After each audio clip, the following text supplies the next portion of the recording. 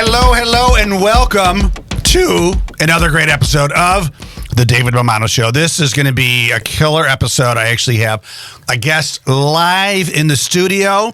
She is full of life. I'm going to describe her as one of the most effervescent persons I have ever met, and her energy is massively contagious. You're going to love her. Her name is Alana Cummings. Alana, welcome to the show. Woo woo! I am so happy to be here. I'm so glad our paths have crossed, and let's get into life. Let's help people with how you are making a difference in the world. How, as Steve Jobs would say, how you are making a dent in the universe. Yeah. So, I don't have a lot of local people. Like, a few here and there. I'm always trying to go like global entrepreneurs nationwide. When I met you, I was like, this woman's on fire, and I have to get her on my show before she's too big to say, like, who's Dave Bomano? And before she doesn't text me back, right? So, I'm getting you like right before the massive explosion of your global impact. So very excited. So I definitely want you to tell us about your journey, but I saw you stormed on the social media scene. I don't even think we were connected. I'm just like, you were just showing up in my feed organically because you were just doing this great content that was very relevant about people, helping people to be their authentic selves, get past the fear, and live the life that they deserve to live, not only for themselves but to be the best for other people as well. Okay. And then you had this event that I saw pictures of, and it was like jam-packed. You had this power outfit on. It was like the whole event was like a total BAM experience. I wasn't even there, but I'm like, she's got it going on. So then I connected with you on I think Instagram. Yep. We started chatting a little bit, got together for coffee. Turns out we know like a million of the same people. And again, your energy is just so authentic. You're so sweet. What did I call you? Like a sweet force of nature? Something of like that. I'll take it. Yeah. But you are, you have gone through a lot of stuff. We're going to talk about. We want to talk about your brother. We want to talk about your divorce. We want to talk about your corporate experience and fleeing that, right? Yeah. And what you're doing. So I'm going to stop talking a little bit. So take us back to this pre-Alana, when you were just 1.0, not 2.0, or whatever you are now. Yeah. Tell us how you got here. Yeah. Thank you so much. Such kind words. And I will always be on your podcast whenever. So I'll never be too big for you. Thank you. I started my professional career in New York City, and I worked for Steve Madden. So if you've seen Wolf of Wall Street, a true story. He went to prison. He had to step down as CEO. But before that, it's interesting. I never really thought I could live and work in New York City because I was a very anxious child growing up, like to the point of I was scared to get on the school bus. And I realized that this stemmed from the trauma of witnessing my brother's accident. So when I was 6 years old, and we're all born and raised in Rochester, when I was 6 years old, my brother was about 13, and he wanted to create a snow angel for me and my sister. And he wanted to make this snow angel so realistic and not leave footprints in the snow. So he thought it would be a good idea when we were off to ice skating lessons with my dad, he would jump off the back deck thinking that the snow would cushion his landing. Because I think as a kid you think snow is fluffy and you're going to be fine. So he jumped off the back deck and he suffered a spinal cord injury that day. It was the day before Thanksgiving, 1996. And I remember coming home into the house. My mom was at work and my dad was with us, and we felt this, like the door had been open. And we're like, where is Evan? And I remember seeing him face down in the snow, like, what is going to happen to my brother? So all that to say, it was a long journey after that, but resilience was a huge kind of trait that I picked up on early on. And as the anxiety carried through my life, I started to help learn techniques and mindfulness techniques at a young age, thanks to my mom, who is a therapist. on how to just get past that and be true to yourself and have courage and take the leap. And I knew that moving to New York would be hard for someone like me, but I did it, and I lived and worked there for 5 years. So, yeah, that was one part of my journey. I got to ask, how's your brother doing? He's doing great. He lives in New York, actually, and is a theater director and is doing incredibly well. So at the point when I was thinking of moving there, he was already there. So it was like, oh, if he can do it, I can do it, and I'll have some sort of sense of family in the big city. That's awesome. Did he have any permanent damage, or is he? Yes, he's in a wheelchair. So he's paralyzed from the shoulders down. He has some movement in his arms, but he... Honestly, New York is more accessible than Rochester because he can hop on the train, hop on the subway, and he's in the theater world, so he's exactly where he needs to be. That is incredible. Yeah. It's not want to say it's funny. It's interesting. A few weeks ago, I had a guy on my show named Steve Rizzo, who was a comedian, like a professional comedian with Rodney Dangerfield and Jerry Seinfeld, and then he became a motivational speaker. But he was inspired by his brother, who was disabled as well from I believe it was the Vietnam War. Wow. And same thing, paralyzed. I think he's from the neck down, but ended up living this, and still does, an extraordinary life. Went to school, teaches, etc. Became superintendent of a school district. Wow. And so Steve would say to himself, like, if he can do what he's doing, why can't I max out my life and my dreams as well? Yeah. And he used his brother was his main inspiration and his main teacher, really. So it sounds like you have some of that going as well. So. Absolutely. Yeah. And now I feel like it, I am friends with people who have depth. It doesn't mean you have to have gone through a big traumatic situation, but I find myself connecting more with people who have depth and who want to talk about real stuff, because I'm not good with surface level. So that's why I'm so happy to be here, because we can kind of get into it and be okay with being vulnerable. Yeah. Yeah. And that's what I like about you too, because, I'm just going to state some facts. You are an attractive person. You take care of yourself. People might look at you and be like, oh, she's superficial. She's not nice. Yeah. She's not depth, I'm dumb. Yeah. Well, no. They could. But but because unfortunately that is a shortcut people take when sometimes, what is the saying, like the dumb blonde? You're not blonde, but the dumb blonde. And I know a lot of wicked smart blondes, right? So, but they take shortcuts to people, even with like ethnicities, like he's Italian. Mm-hmm. Oh, so he's probably like, the Goomba Italian guy, like I'm not.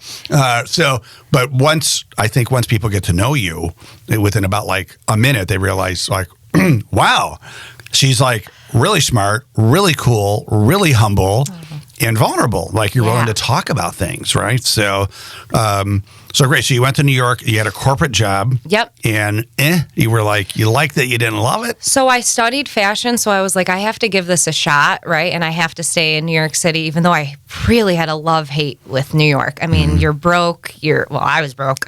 Most people are broke there. And I worked my way up through Steve Madden. I started in literally customer service I was an intern. Then I started in customer service, worked my way up to managing the high-end department stores like Nordstrom, Macy's, and then worked my way into being an assistant buyer there. And then I just felt like I'm done here. Like something in my heart, those little soul whispers that come to you and you're like, okay, time to move home. I wanted that sense of family.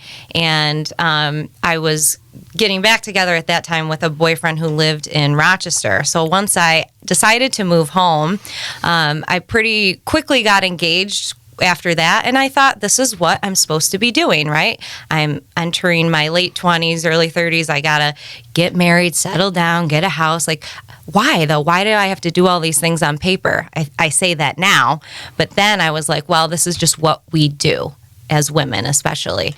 We're kind of natural givers, and we want to, sometimes we play small in order to just do what we think is right. So I got married, and how old were you? I was 28, and I was divorced by 29. So long time. Yeah, long, successful marriage. But you know what that was? That was the first time I gave myself the permission to have self-love. I had to put myself first and say, I don't care what the external people are going to say and think, because they're going to talk. They're going to talk whether you're married 30 years or 1 year, right? So it was my decision to put myself first for once, because growing up as a child with a brother with a spinal cord injury, I was the youngest. He was the oldest, and I have a middle sister. But I was always kind of taking care of everyone else and jumping in whoever needed support. How can we support Evan? And this was my first time in my, late 20s, almost 30, where I'm like, I have to do this for me and stop catering to what everyone thinks I should be doing, right? Stay in the marriage. Well, you got to give it a shot. No, if I know this is wrong and I know that I want to have kids with someone and it's not him, then I got to make a move now. So, yeah, self-love was starting to come into the picture, and authenticity was starting to come into the picture of, like, people would say, you got to be true to you. And I was like, what does that mean? You have to be true to you? Because I didn't know who I was yet. But I knew that was the right step to get the divorce and then kind of figure out what was next for me. That's very bold, because a lot of people get into marriages and maybe after a year or two, they're like, was this the right decision? But they stay in it, right? 5, 10, 20. In fact, I was talking to Steve Rizzo. He's married 34 years before he got divorced, right? And a lot of times people will say, we were married about, 10 years too long, 15 years too long. It's like, yes. Whoa. So talk about bold. Like, did you have a lot of pressure just to think like, well, it's only been a year. Oh, yeah. I mean, self-pressure, but also outside pressure. And totally. How did you get over that audaciously crazy bold decision to end your marriage within a year? Yeah, I was embarrassed. I was so embarrassed. What are people going to say? How does this look? I'm letting my family down. I mean, I'm Italian, Catholic, raised Catholic now, just more spiritual connection. But, you don't really do that. But my family was so open to just me being happy that there was no question. If this wasn't making me happy and it was bringing out the worst in me, then you have to do this decision. And I think it's so important to have a support system around you that can lift you up when you're down, right? Like some days when I can give 80%, they can give the 20, but there were days where I was at 10% and I needed my family and friends at 90 to help me balance it out. And luckily, I have to say, it was almost during COVID at that time. So COVID was just about hitting while I was going through it. And that was a blessing to me because it was almost like the world shut down and I could kind of lay low. Yeah. I wasn't out. No one was asking me questions, and kind of a rebirth when things started opening up in 2021. And then I was divorced and I could kind of just talk about it quickly and then move on. And they were like, oh, okay, yeah, I guess it has been a year or two. So right, yeah.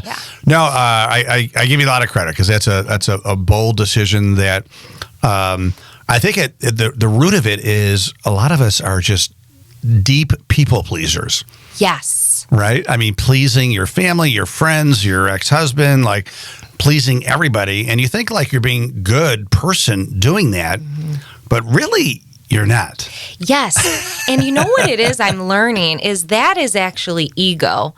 The people pleasing in you is your ego talking, and it's actually selfish. We think, oh, it's not selfish to please people and do for others and give. But we are actually designed to be receivers. Like our natural baseline should be self-love. So think about like you as a child. I'm sure you could probably pull a picture in your head of you as a child like before 8 years old, where it's you, Dave, as your true essence, and you're probably more playful in the picture, creative, carefree, joy, ease, and that's who we're actually supposed to be. And I'm learning that the people-pleasing tendencies are ego and not actually your highest self, your best self. Yeah. Well, I think once you get past that people pleasing, realizing that you are, and I think you're kind of saying this, is you actually are depleting yourself. Yes. your own energy. Therefore, you're not the best for your family, your friends, and why wouldn't you want to be your best self? Right. And your best self is not for everybody. And that's okay, right? Yes, that is so true. And like, you get to decide who you share your story with, right? Yeah. Like, there are some people that don't know that about my brother, don't know about my divorce, don't know about the journey. Well, maybe now they will. Oh, yeah. But, We're going viral with which this. is fine. But like, you get to slowly decide. Like, I have a very small group of friends. I'm very intentional about who I let in my life. And I think that before I was like, yeah, the more friends, the better. And again, that's the people pleasing, almost like the imposter syndrome too. Like, how will it look if I only have a few friends? And I think as you get older too, you're like, I'm good. Like, I'm good with me. And I have this kind of unshakable authenticity now that I so craved as a child. And I feel very honored to have that even now at my age, because some people never really figure that out. Yeah, no, you got it young, so you're Thank awesome. You are awesome.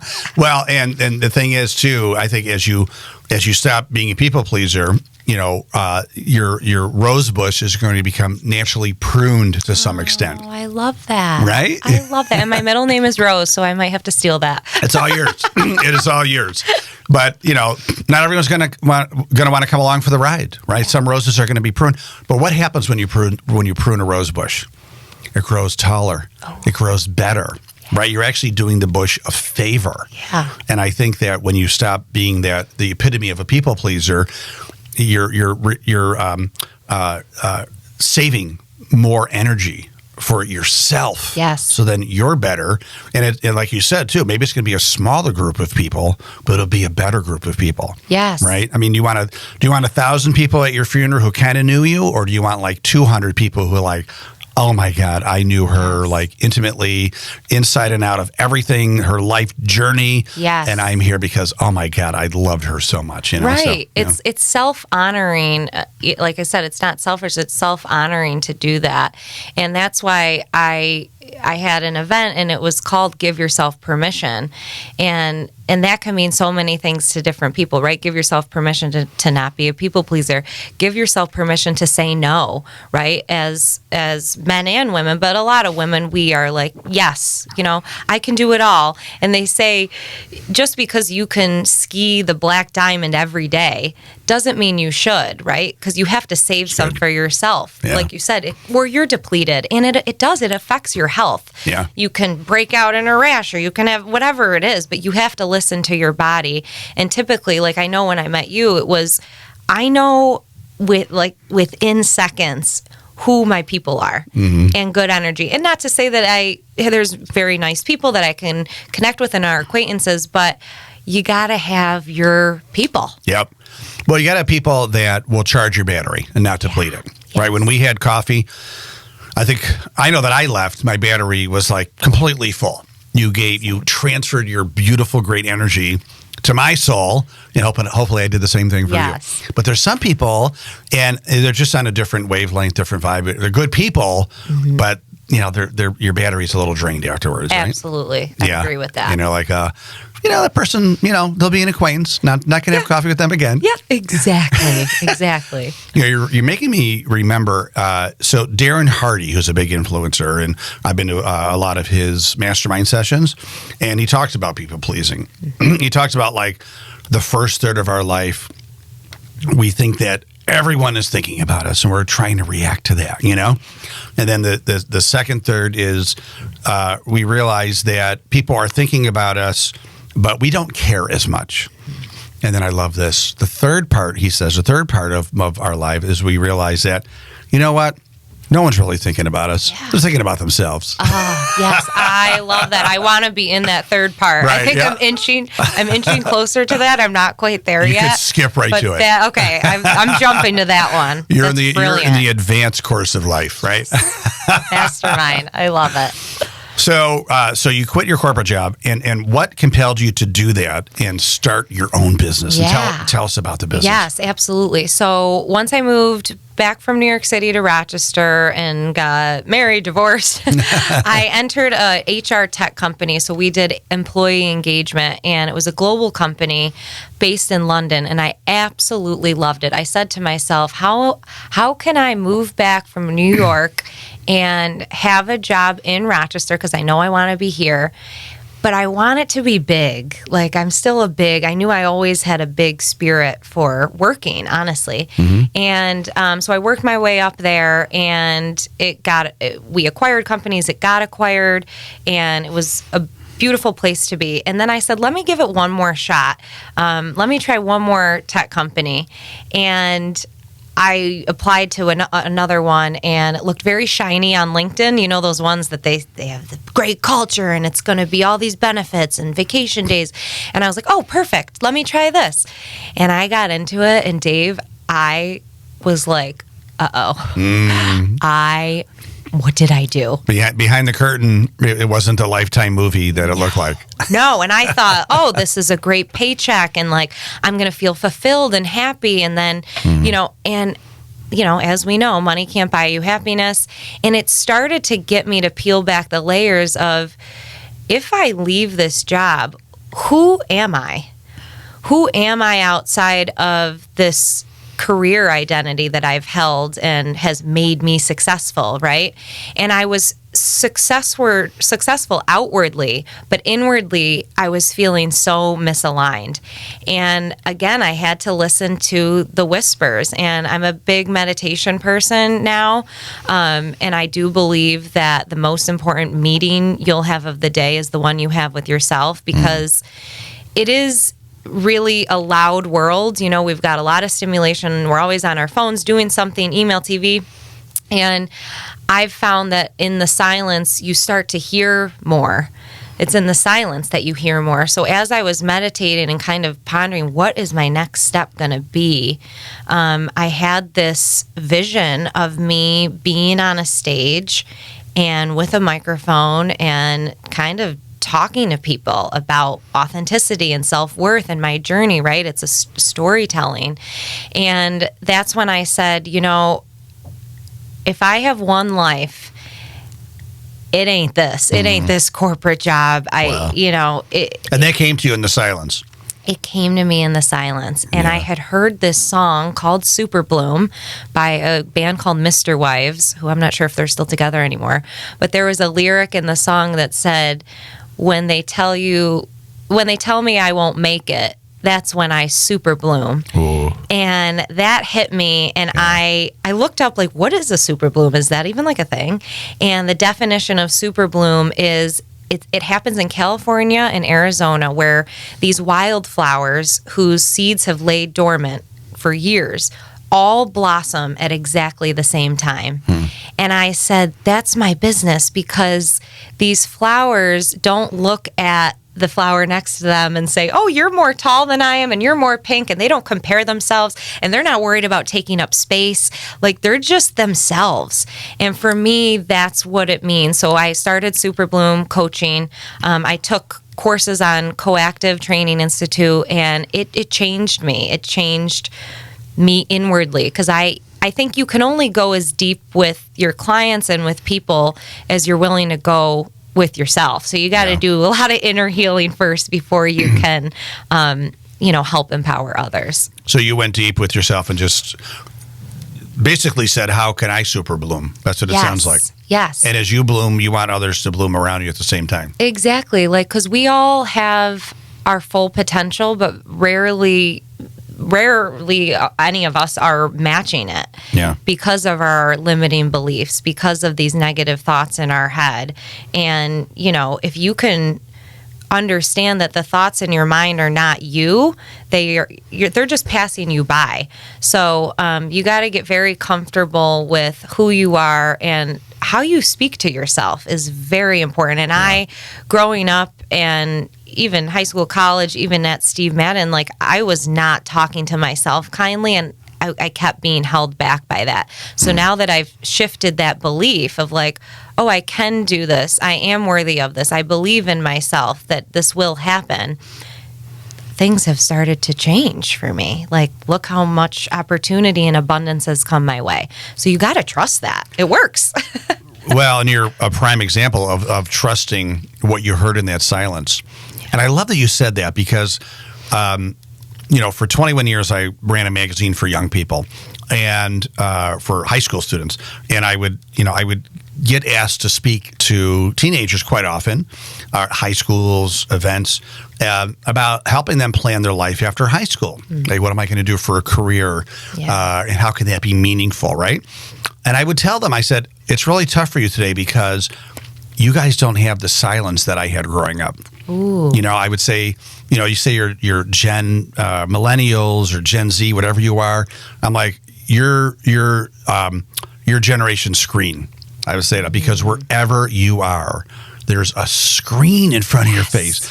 TV, iPad, but mostly your phone, right? And you don't have that silence of like when I was a kid, like I would just disappear. I'd ride my bike in the woods. I'd have silence. I'd hear the birds. Like there was no technology. Wow. And I would tell them, I would say, leave your phone at home. I go, oh my God, how scary. I'm like, kind of grew up doing it all the time, so don't be that scared. It's okay. Unless you're a brain surgeon at age 17, right. People probably don't need to contact you right away. And I go, just go for that walk in the woods and think about like who you are. What are your values? What's important to you? What do you naturally like doing anyway? Like what puts you in the flow of like, oh, I love this. And how can you relate that to a career? Yeah. So I was kind of saying the same thing, like get in that silence, put everything away, meditate, walk in the woods, go for a bike ride, listen to the birds. Exactly. I just learned that listening to birds chirping, like taps into some like thousands of year old something in our brain that activates peace and activates safety and because like I guess back in the day of the caveman day when we heard birds chirping, we knew that everything was okay. Calm. Yeah. And so it's like actually something. Birds chirping actually activates something in our ancient brain. Oh my God. That makes us feel more relaxed, See? right? And that's exactly it. Like the high vibration. And you're right. It doesn't have to be meditating. Like spirituality can look very different for a lot of people. And to your point, it is. It can be a walk outside and feeling the sun hit your face and saying, wow, like I'm so grateful for the sun hitting my face, right? I mean, that is spiritual. Yeah. And we are all designed to be spiritual beings, and that doesn't mean you have to be religious, but where can you find inner peace? Because when you do find inner peace, mic drop, like that's it, game over. Because then again, you're unshakable when, yes, challenges are going to come. Yes, trauma can come. Things are going to happen in life. Yeah. But when you have that grounded, centered soul, you know, I can always turn back to that. I can always go walk outside. I can meditate. I can hang out with someone who fills my cup.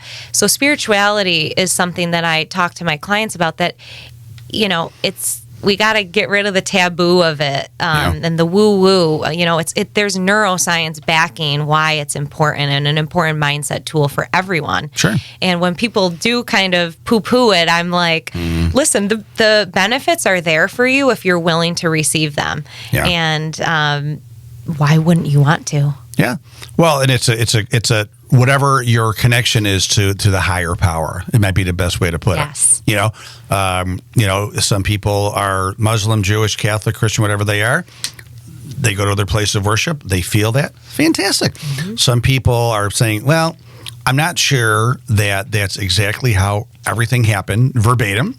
And I'm kind of like, I believe there's a higher power, and I'm kind of just getting in touch in my own way. Yes. My Aunt Connie, who lived to 106, most Catholic women ever, right? The older Catholic, but she would always say, there's many roads to God. Yes. Right? And she's right? I mean, and, for me, Catholic, brought up, altar boy, the whole works. I go to church and, truth be told, I kind of know the Mass by heart now, right? And you go through the motions, and sometimes the homily is good. But I get the most power, the most, I'll say, value out of my church is when I go there when no one's there, right? Nobody's there. And I just go and I'll sit in the pew and I'll do some deep breathing and I'll pray and I'll talk to my relatives and I'll be like, Yes. that works for me. And, and some people will be like, well, that's not being very religious. I'm like, well, you know what? I don't care what you think because it works for me. It works for you. And that is it, the inner conversations. And I love that. Whatever your highest power is, I hope people have something like that because I'm sure everyone can think of a time where there was a, life synchronicity or a miracle, or you ran into this person and then they connected you to this person, or, you were at the right place at the right time. That's what we're supposed to have happen if we let it. And if we're open to... If you let it flow. Let it flow. Be in high vibration. And there are things that are going to bring you into low vibration. A job, a boss, a coworker, whatever it is. But how can you come back home to yourself? And I think that's why it's so important to understand, like you said, what are your personal values? We talk about... corporate companies having values, right? Loyalty, integrity, whatever. But what are yours? Like I never sat down and thought about that. And families do it a lot too, because it's like if your values are not being honored by the people in your life, that's a sign, right? If they're stomping all over them. And for me, the last corporate job I was in was hammering in my values and not in a good way. So I knew for me, that's against my moral compass. And again, I have to make a bold decision. I only worked there for 5 months and I had to just resign because it wasn't working for me. And I had nothing lined up and I had nothing planned. I didn't know what I wanted to do. But again, you got to trust and surrender, I think is a big part. Yeah.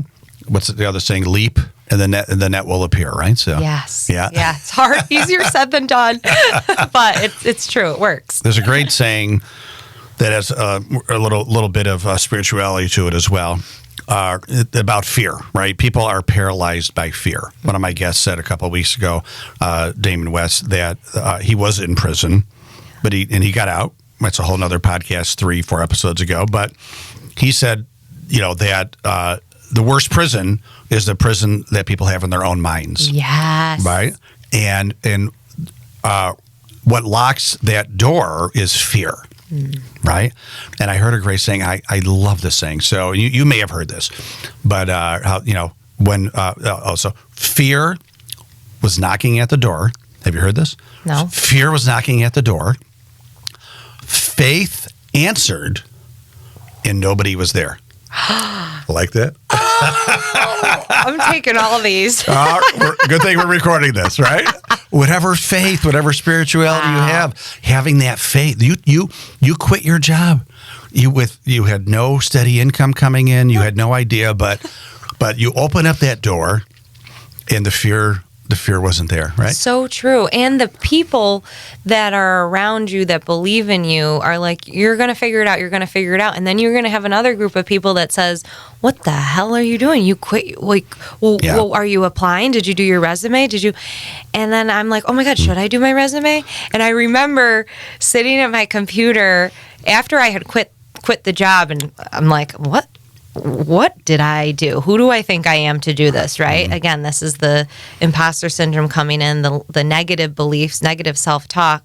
And I was starting to do my resume, and I said, again, another whisper of, you are never going to need to send a resume to a company again. Mm. And I said, okay, right. If you say so. Yeah, liberating, right? Yes, liberating. Liberating. That's right. I love it. So you got the company going. Yes. And how did you initially get that flywheel turning to make it work and get your first clients and plan that event? Yes. That I was kind of following on Instagram, et cetera. And I was so impressed. Like I'm like, who is this? She pops out of nowhere. She Superblooms. And there are like 100+ people at this event that it looked like I wanted to be there. I know. Well, I want to come to the next one. Yes. Yeah. And so just give us like getting that Alana flywheel turning for the first time. Yeah. I mean, if anyone knows, starting a business, it's a grind, but it's also, you just do it. So I'm like, okay, I guess I have to get an LLC. Guess I need a lawyer. Guess I need insurance. So I'm just figuring out how to do these things and talking to people and, does anyone recommend anyone, and getting my logo and all those things. So you just move through it. And then my first client happened to be a family friend referral, right? Ain't that how it goes? And then it's a lot of word of mouth. Social media has been very helpful, LinkedIn and Instagram. And then I decided, as I was doing the one-on-one coaching, which was what I thought that's what Superbloom was only going to be, one-on-one coaching. Again, I was down in Florida taking a walk by myself, didn't bring my phone. Those are the best walks, by the way. Yes, good for you. And it's scary, but you got to do it. And I said, okay, if I saw this vision of me being a speaker and I want to be a speaker at events, I have to hold an event. So I'm texting my mom, my aunt, my sister. I'm like, guys, we got to hold an event. It's going to be in March. It's going to be a women's event. I mean, all are welcome, but it was a women's empowerment kind of month. And I said, it's going to be called Give Yourself Permission, because there are so many things that we all need to give ourselves permission to do, whether that's to speak up, ask for more money, rest. How about give yourself permission to rest once in a while, right? So I had this idea, and once I decide, I'm full force, right? I'm like, I got to just plan this thing. So I booked the venue at Kin Event Space. They were wonderful. I wanted to have female leaders in the community come speak on a panel, and so I could interview them. And then I was just inviting people like, hey, this is what it's going to be about. It's going to be a kind of soul nourishing morning. It's not going to be like a leadership seminar conference, stuffy. I had mimosas. I was like, let's make this fun, like cheese and charcuterie. So I wanted to make sure it was me and it was my branding and it was my voice, because people don't know who I am. People didn't know what Superbloom was yet. And I said, if I can my goal was 100 people. I think we ended up having 110. Nice. And for my first event, I was so proud of myself. And all I could say at the end of it, when people were coming up to me, I said, I am just living in my purpose. Like, if I could explain it, I'm living on purpose when I'm doing this. So I know that it's so clear to me now that that's what I have to continue to do. So right now, Superbloom does one-on-one coaching and also any speaking events, hosting my own events, and also collaborating with others and doing a lot in corporate as well. Because I do think that corporate companies now are becoming more open to this kind of heart-centered, human-led leadership. So I'm open to anyone who is willing to do that, because I think they have to progress. You can't keep doing the same thing and expect different results. Right? Exactly. So. You got to, like a snake, got to keep on shedding the skin. Yes. Did that event do wonders for you? Did it propel you to the next level? It did. And I met so many people and am continuing to, and you, that was great. I'm so glad I showed up on your feet. And that's what I believe too. Like, you were meant to see me, and I had known you from, I feel like, more LinkedIn days. I was seeing all of your stuff. You were very big. And I'm just like still connecting the dots of people that are like, oh yes, I came to your event. Can you come do a workshop with us at our company? Yeah. So it was a ripple effect, which I was hoping for, and it seemed to have worked well. No, that event put you on the radar for me big time, because everything from like that power suit that you wore, I mean, you just looked like you owned everything about that day, right? In the audience, and it just, the pictures like would exude an energy like this was an event to be at. Yeah, and this is what we're here for, right? Doing the things that fill us up.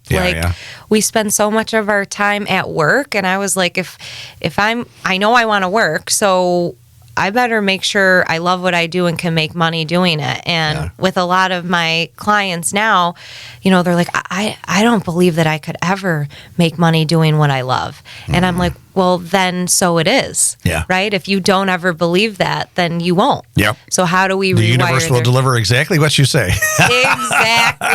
Exactly. So we got to change those thoughts so that you can live to your full potential. But you're living proof that that it can come true as you walk into your authenticity, and you're putting out great content every day.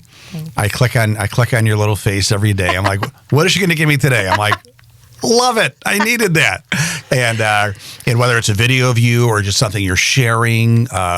So, I want to kind of end. I can't believe we've been talking this long already. I knew this would happen. I know. Well, we'll do this more often. Yes. But if people want to learn more about you, get in touch with you. Yeah. Your website is? My website is superbloom-coach.com. And then Instagram is a great way. So it's superbloom.coaching. You can find all my stuff on there, events I'm doing, and the link in my bio has it all. Yeah. All the programs I'm doing. So. Yep. And if people want to just email me, david@davidbamano.com. I can make a personal connection. Please. I guarantee you she's very friendly, authentically very friendly. Yes. And if you let's leave everybody with a little tip, a little guidance here. So someone is listening, watching right now, and they're on the edge of like, oh my God, I'm almost convinced to take that next step of what I really want to do with my life. Yeah. But there's still trepidation. They're still a little scared.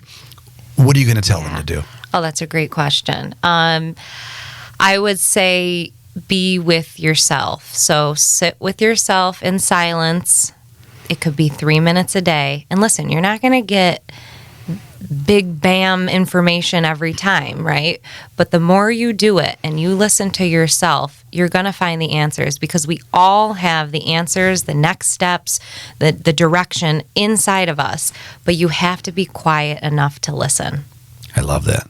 I feel like we should just be quiet for a couple minutes now. I know. Give everybody their 3 minutes, right? Oh, and one more thing I would say is, this idea of choosing authenticity over belonging, over the need to fit in, or people pleasing, right? Yeah. How often in your life are you saying yes to other people and no to yourself? Mm-hmm. You gotta, what do they say, put your life mask on, or your mask on before assisting others. Like, fill yourself first, because then you will be so much better for the people around you in your community, and you're giving them the permission to do the same and take the space they may need as well. Yeah. So try to always be true to yourself and live out your authenticity. Because the converse statement of that is, if you're not being true to yourself, you are lying to yourself, which means you're living a lie. Ego. Yep, which is an ego, right? And who wants to be 85 years old on a rocking chair saying, oh, damn, I lived a lie. Yep. Yeah, my stepdad said that on the day the angels come and take you home, what are 3 things you would have needed to accomplish to say, you know what, I lived a really happy, fulfilling life. Yeah. And once you get in tune with you, you're going to realize what's really important, and what am I prioritizing in this lifetime I have. So that's beautiful. Yeah. Let's just end there. It's gorgeous. I love it. We definitely have more conversations. Yes. All right. I feel like you need to just help me co-host the show sometime. So anytime. That was fantastic. So, well, Alana Cummings, you are super, super fantastic. I can't wait to your next event. If you invite males, I am there. You're always invited. Males are invited. You need a little testosterone in the room. Just a touch. Shake things up. Balance it out a little bit. We'll sit in the back. We'll be quiet. I promise. Well, thanks again for your time and sharing your heartbeats with us today. Very much appreciate it. So glad you were born, and I look forward to more and more experiences with you. Thank you for making the world a better place being you. Well, thank you. Let's thank everybody watching and listening. Thank you. We appreciate you so much. If you like this, do me a favor, and if you love it, do me a favor too. Share it. Let's spread this message. Let's help as many people as we can. Subscribe, like, share, the whole works. As you know, whatever platform you're using this on, we're on Apple, we're on Spotify, we're on YouTube. Thank you for helping us any way that you can. Appreciate you. And as always, I want to make sure that you have a great day and stay awesome.